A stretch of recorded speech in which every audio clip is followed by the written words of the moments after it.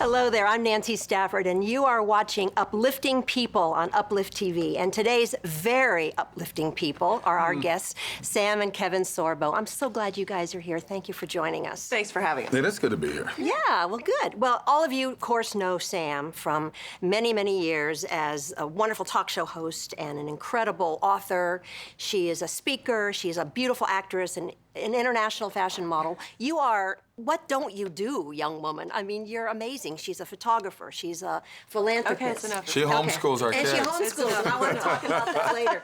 And of course, you know Kevin from his many, many years as Hercules and his other faith movies in more recent years, and we want to talk about all of that. But You got to kudos my 5 years in Andromeda too, because I know my we have gosh. Star Trek fans out there. Yes, we do. So I'm not going to let that slide. all you Comic-Con fans right. are going to be lining up because he's your guy. But I want to start at the beginning. Let's talk about your early life, growing up, both of you. I know Kevin grew up in the Midwest. I did. Did that sort of shape your kind of core values? What was that like? Yeah, no question. I grew up in a little town called Mound, Minnesota. Town of about 7,000 people on a beautiful, about 30 miles west of Minneapolis. Beautiful shores of Lake Minnetonka.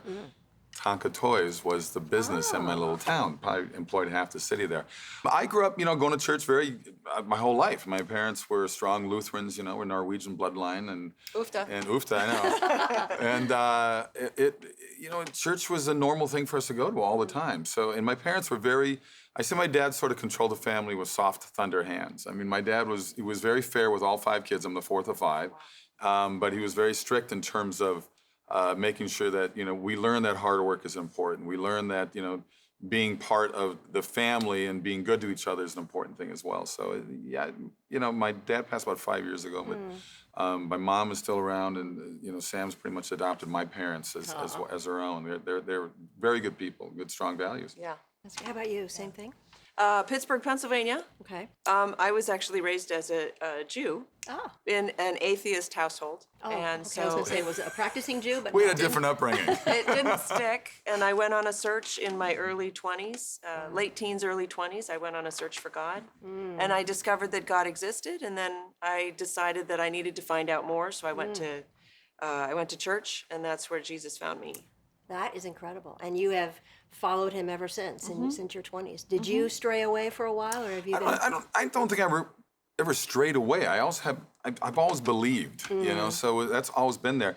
I think there was a pivotal moment in my life when I was 13. The church went to see Billy Graham speak in St. Paul. It was about 250, 300,000 people outdoors. It was a hot August night, and I remember they said, please come up and pray at the end. And I went with a buddy of mine. We went up there, and I was talking with one of his volunteers, and all of a sudden I felt a hand on my head. I looked up, it was Billy Graham. So I was like, it was a moment, and it's just always, I got goosebumps. It always stuck with me, and I got called from the people who do Chicken Soup for the Soul, and the only hardcover book they've ever done is on Billy Graham. And I wrote a chapter in that book. They asked me to write, talking about meeting him. And Billy Graham himself, his people called me and said, he's picked you to go out to do the publicity for the book. Oh, wow. And I was like, because, he wasn't able to do it anyway at the age he is now. But I was like, that's pretty cool, So it's sort of a weird full circle thing for me. Wow, what an honor and Yeah. what a privilege to have known him and had his blessing in your life, too. No question, I mean, no huge, question. huge. So from the Midwest and from Pennsylvania, then you got into this crazy business of show business. How'd Yes. that happen? Well, for me, I was 11 years old, and we went to see the Guthrie Theater in Minnesota is a very famous theater for people, for Broadway come there. Minnesota very much supports the arts. And it was The Merchant of Venice. It was Shakespeare. I don't know what the heck they were saying, but I was mesmerized by the audience. I was watching the audience watch them on stage, and on the way home, my mom said, what do you think? I was a jock. I was a football guy and basketball. And to say I want to be an actor would have been like my fellow buddies would have crucified me. But I said, Mom, I want to be an actor. Wow. And she went, that's nice, dear. So it was. We have the same mother. I know. So it wasn't until I really got into college that I really started going after it. But I just moved out here. But I didn't know anybody. But boy, did I push. I pushed. I went to the best acting classes, and I treated it like the business that it is. And that's why you're successful. That's really a thing that I think all students should know about is exactly your motive. I'm a 13-year overnight success. Yeah, that's so great. You don't come to LA and get discovered and then everything is handed to you. And No, it's hard work. It really is. But God also has blessed you. Oh, there's no question. Big time. No, Yeah. there's no doubt in my mind. But the goal was always there, and it was I just believed it was going to happen. I think And this he's is a strong driven. faith. Yeah. He's a very driven individual. Work ethic, too. You've got It was an from my amazing parents. work ethic. I started paper when I was 9 years old. For That's so 7 great. years, I got up at 4:30 in the morning, 6 days a week. And think Minnesota in February. Okay, Oh, it's 20 boy. below zero. I mean, that really came from the groundwork that my parents put in all 5 of us kids That's to so work great. hard. So what about you? When did you start as a model? Did you start first as a model before acting? I was in college and I needed to take a year off, and I started modeling, and I went back to school, and then I finally just said, you know what, I wanted to act when I was in high school, but I was tall. So I was always too tall to get the role. So I never got the role. Leading men are too And literally the acting coach, yes, and literally the acting coach in the school said, don't choose this as a profession, you can't succeed. Well, she chose acting and she's teaching high school, right? So from her experience, you can't succeed. So when I started modeling and I was very successful as a model, I thought, well, gosh, if I can do this, I can do whatever I want to do. And so I started taking acting classes and moved out to LA. And So you met on Hercules. You I were played a guest princess. star. Of course you did, and she still is. This gorgeous life woman. imitates art. Yes, it does. Was it love at first sight? It was weird for me because every 2 weeks they basically sent down another beautiful woman for me to work with. They really did. So it was a great dating I'm service. sitting right here. But when she showed up the very first night that we shot, I went up in my lines. I don't go up in my lines. Oh. And I was like, I looked at Michael, who played my sidekick, Eolus in the series. He goes, I can't help you, pal. He said, I'm not touching this I with a was 10-foot just, pole. it was weird. I was standing there going, this is very unprofessional. Oh, funny. I thought this guy would be professional. He's got his own show. He's the biggest show in the world. Like, he can't memorize lines. and he doesn't memorize his own Oh, lines. funny. But it hasn't happened since that way, has it? No. And how about you? Were you thunderstruck the first time No, too? absolutely not.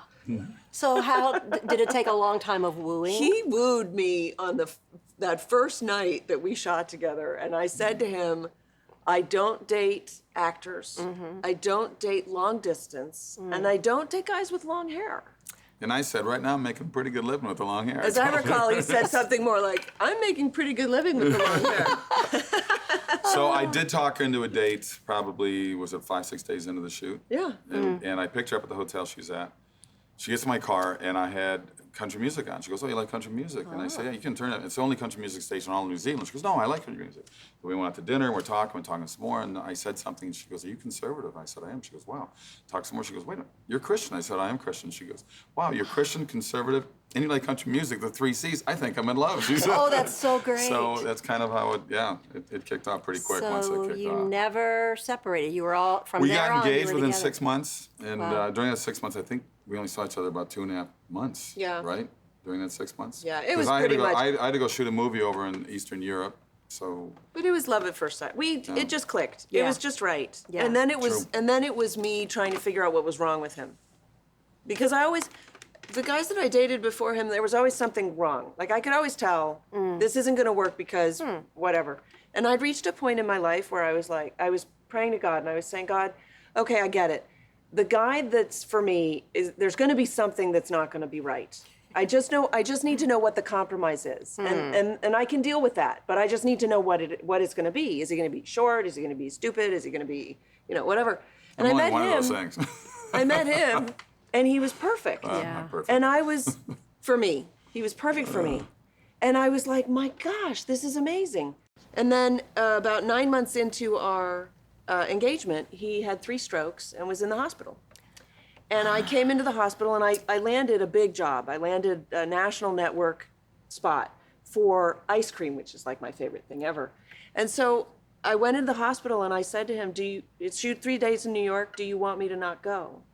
Which put him in the really unenviable position of admitting that he needed me. And he said, yeah, I don't want you to go. Oh. And I thought, oh, that's the compromise. So I walked away from my career. And I was like, oh, if that's the compromise, if it's the man that I love or my career, well, that's done and done. That's no question. Yeah, absolutely. So that synced it for you. That was the That was it. absolute answer. Well, I mean, I knew, and it's funny because leading up to that, I was like, how are we going to make this work? he lives in New Zealand, he shoots in New Zealand. I Yeah. live in LA and I want my career and I'm a career woman. And, you know, I was raised to go to college and get a job and get a career and maybe marriage like later kind of thing. Yeah. And so, you know, it was a harrowing time for me to try to imagine what it would be like to be married to somebody and we would live on different continents or how that was going to work. If I was going to come back for a week every month or whatever. And that just cleared it all up. Sadly, because he had 3 strokes. It took 3 strokes, you know what I mean? And for his part, and this is in his book, True Strength. Yeah, I was going to ask. He about talks about not a crisis of faith, but really finding faith. Because, you know, he always had faith, but he never needed it. it. Interesting. And you don't need faith until you need it. Yep. And then oftentimes it's not there, right? And that's why we're so prolific in trying to advance the gospel, because people need faith, because they will need it. Yes. Not because well. they need it right now, but because they will. We know that they will. We all know that you're going to need faith Absolutely. someday. And it was a tough road. I mean, it was a year after we met, more than a year after we met, because we were 4 months from it was our 9 marriage months day. into our engagement, which And is 9 months into the engagement, you're correct. 8 months into the engagement. 8 months into the Yeah, because engagement. we got married 4 months. Yeah, because it was 1 year Love after it when that. you correct me.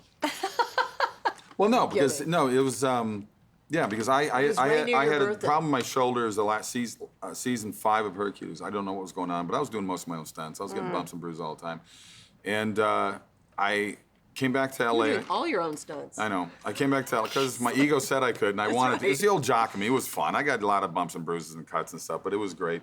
And so I came back to do publicity on my first big movie for Universal. Yeah, go. And Call the Conqueror, which is a prequel to Conan the Barbarian. And the arm was killing me. And they sent a doctor. I was on the East Coast. I just finished doing Letterman and all those other shows. On the East Coast, and a doctor comes to my room. They set up, and the guy's name was Dr. Dye. Oh, great. Okay, change your name and the profession really. you're in. I know it's Not DYE, but still. And he said, I think it's cardiovascular. But before they could do anything about it, I got back to LA, went to see my chiropractor. They found a lump in there. They knew they had something going on here. Ended up being an aneurysm. And I'm laying on the chiropractor's table, who's never cracked my neck in 8 years because I don't like it cracked. And the voice inside me said, don't let him crack your neck twice. And I'm saying, why am I hearing this voice? He cracked my neck. And that crack forced the aneurysm. Three of the clots went in my brain. I suffered 3 strokes. Oh, my gosh. And I had hundreds of clots work their way into this arm when I finally got to the hospital. And it was weird because it was the same day Princess Di had passed away. And I thought, I was shocked how calm I was. I wasn't doing very good. So I was hanging on her. She dragged me to the ER. And I remember saying, I'm going to die today. And it was weird that I wasn't, it was weird that I was as calm as I was. You felt like it was just unfair. Yeah, I said, I wanted to get married, I want to have kids, it sucks, but you know what am I going to do? It is what it is, you know? And it took a good 3 years to fully recover from it. It was a long battle to get Talk back. about a humbling experience. Oh, no right? question, no question. And I did not want to write the book. She made me write it years later. She bugged me to write for a long, long time. She was a huge part in writing it as well. And I wrote the chapters about our they're the best romance. chapters, I know. She says, but It goes without saying. it came out in 2012, and ever since it's come out, I do speaking events everywhere around the country. Wow. I And do the book 15 is to True 20. Strength. True Strength And the subtitle? is my journey from Hercules to mere mortal and how nearly dying saved my life. Wow. And I was amazed at how right she was in terms of people coming up after I speak in front of 600 to 2,000 people. And the number of people come, they buy the book to meet me to talk, and car crash survivors, heart attack, stroke, cancer, whatever it may be, say the book made them stop feeling sorry for myself. Because the one thing she said to me, if ever I got down, which is a lot, she says, it happened. What are you going to do? But just to clarify, I would say it happened. Now what are you going to do? Not like, what are you going to do? But No. So now, you weren't negative what about are it. you You were a gonna do now? positive force all the time. And yeah. So I prayed. I prayed a lot. God and I wrestled a lot. Don't wrestle God. He beats you every time. You went- You get that hit There was out a of lot joint, of right? wrestling going on. But I never lost my faith. It was just frustrating because you go Yes. through that, why me? My career's just starting to take off in, in major motion pictures, and it was Yeah. frustrating. But isn't that always the case with whatever mess that may happen in our life? It does become a message later. And Sure. it's like instead of living in that place, that's the beauty of living a life of faith with Christ, Right. because Yeah. no longer do we have to keep ruminating over, oh, this happened to me. Instead, we can say, okay, this did happen. Right. Now, And- what are you going to use? Now, How are we going to use how this? can we use this? And, Very and good, it's yeah. unfortunate, I think, frustrating maybe to God, that it takes moments like this for people that don't have a faith Yeah. to get down on their knees and start to Yeah. pray. Yeah. When in reality, He wants you there all the time. I know. You know, Yeah. and a friend of mine said, you know, work on the grateful prayer, which I'd never heard before. And he said, you can do it anywhere. You do it in your car, do it when you're washing dishes, whatever. I'm grateful for hot water. I'm grateful I got a pillow. right. I'm grateful that it's a blue sky today. You know, I mean, we forget that. We get so caught up in our lives and there's so much anger out there. There's so much hate. There's so much, and we got to find a place to fight the culture of what's happening to this country Yes, right now. we And it's do. through God. It is, and through gratitude. You're absolutely right, because we are such a nation that has been lavished with Yeah. so much blessing that we take so for granted. We do. So the grateful prayer and was having founded an attitude of gratitude. On Yes, God. On it totally Judeo-Christian was. values, It yeah. totally was. So you've been married now how many years? Almost It'll 20. be 20 years. Wow. Yeah. And 3 kids. 3 kids, 15, 13, and 11. 2 boys and a girl. Octavia, love that name, Thank beautiful you. girl. She's awesome. So on our first date, he says to me, I'm going to have 3 kids. On our first date. I'm gonna have 3 kids. So you know it's going to Boy, happen. boy, girl. Well, you know what I mean. Oh my God. And I said to him, that's funny, that's what I'm having. Boy, boy, girl. Wow. I've And known him since I was 16. that's what we have. We had Wow. boy, boy, girl. Okay, one more reason it was meant to be, Lord. Put it out there. Oh my Just gosh, put it thank out you, there. Put it out there. thank you. Gosh. So- So because of your strong faith, both of you, and because of your family and those moral values that you have and principles of your life, is that what in more recent years, like what'd you say, the last 9 years or so, you've really been doing a lot more Christian films with a faith Yeah. base? Well, it happened in 2011. A good friend of ours, Dallas Jenkins, the son of Jerry Jenkins, wrote Yep. the Left Behind books, came to me with a script called What If? I love that movie. And thank you. It's one of my And favorite I read movies. it, and I said, "Who's playing Pastor Ben?" He goes, "Well," he starts listing actors. I go, "Why not me?" And he laughed. He said, "Don't take it personal. There's no money in this. We can't afford you." And I said, "I'll do it for whatever. I want this part." Yes. And it was through PureFlix. Yep. And to this day, I've shot over 50 movies. It is still my favorite movie. It's my favorite too. It It's really is. I love that movie. It's. You're funny. No, thank you. It's poignant. It is Yeah. powerful. Yeah, it's just a really gripping movie. It's funny that as much as I love God's Not Dead, I think What If's a better movie for me. It's a great movie. It's a wonderful film. And yeah. it's so relatable, I think, to everyone. It's I like a think reverse It's a Wonderful Life. It is totally what is a it wonderful life. But we do have television channels that are focused on Yes. this kind of content. And that's what Right. I'm so excited about with Uplift TV. Yeah. Yeah. As you guys know better than anyone, Uplift is satellite television. You can get it on DirecTV. It's on cable. You can get it on Fios. Why is it important, you think, to have a channel like this? And what I love about Uplift, as you know, is that it's this great mix. Some of the great church services in Right. the country and Yeah. some of the greatest Bible teachers. Right. Why do you think that's an interesting and unique and important mix? Well, I'll take it from for it. the family point of view, right? What do we want our children to be watching? And I've said this to my kids a number of times when they were younger growing up.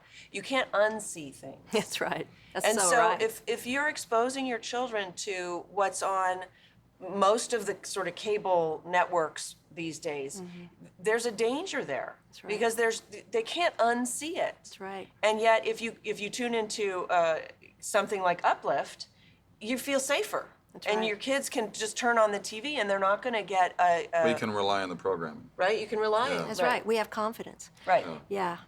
And also, what I love is that in the midst of the entertainment, then you also have the message, you know, as far as sermons. And that Well, isn't look, that the way Jesus taught? That's right. too? I mean, Jesus spoke in parables because the story it affects you in the heart.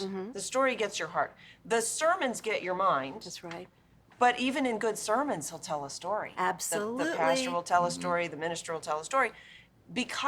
And so it's no wonder we try to emulate Jesus in That's our right. lives. And so we should be doing that with our children too, and exposing them to stories that are That's right. that are going to affect their heart. So you all were very blessed to have a Sean Hannity who came and invested in Let There Be Light. But in a television network like Uplift TV, which is a nonprofit, they're completely reliant on donor base. It's sort of like PBS, where we're appealing to donors to come and support a station that has programming that, you know, we love and that we need. And so what would you say to viewers who want this kind of programming but haven't yet stepped up to the plate? Well, I would hope that Uplift TV would be in the same position that we were in, because I'll tell you something. the money never chases the project in Hollywood. And that's what's amazing. Typically, you're chasing the money, and typically you run out of breath before you reach it. It can outrun you. And so we were very blessed that Sean just picked up the phone literally and said, I want to do a faith-based movie. Do you have one? Upliftv is obviously not in that position, nor are they even close, because they can't go out and try to find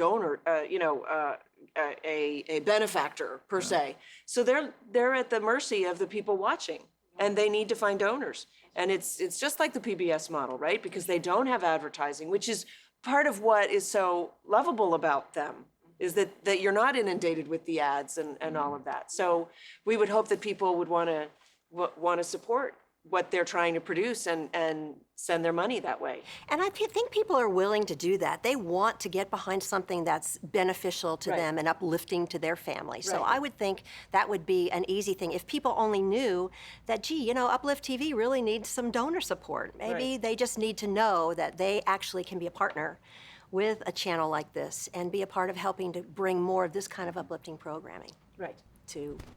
Well, and I think you dive into social media with that too, because it really comes down to word of mouth. Because people are looking for something like this. A lot of people aren't aware of. There's so many things out there, so many channels. There's internet. There's so much. We're inundated, with information, and I think a lot of people just they're not aware. And this is all about letting people know that we're out here, and that Uplift is there to give them amazing programming and wonderful things for their families to look at. Well, you two have certainly done that. You are certainly uplifting people, and we're so delighted to have profiled you all today on this episode of Uplifting People. So thank you, and thank you all for joining us on this episode of Uplifting People. We'll see you next time.